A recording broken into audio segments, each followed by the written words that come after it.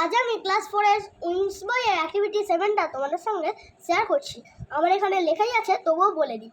আর এই শব্দগুলো এই ওয়ার্ড বাস্কেট থেকে নিতে হবে। এখানে কয়েকটা পাখির নাম লেখা রয়েছে, আর তারা কী কী করতে পারে সেগুলো এখানে লিখতে হবে।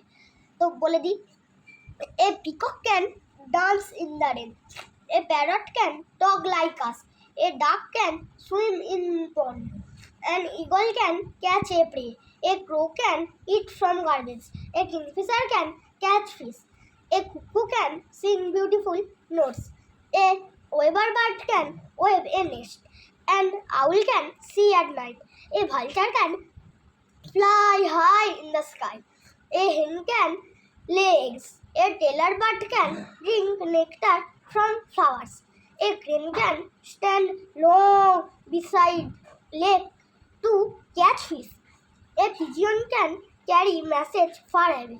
তো তোমরা এটা প্র্যাকটিস করে নিও। তো টাটা।